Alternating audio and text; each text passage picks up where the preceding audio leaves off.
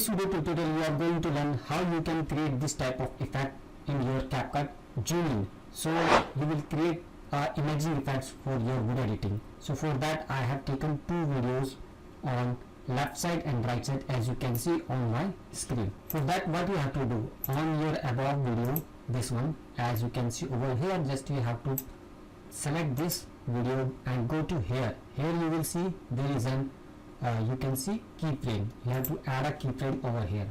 Now you have to just drag and where you want to make your zooming effect in your CapCut into 2024. So you can do in any, either in PC or in Mac. So let's suppose I would like to take here, then I will put a click over here again. Now it's, as you can see, there is a two mark over here, the first one here and second one is here.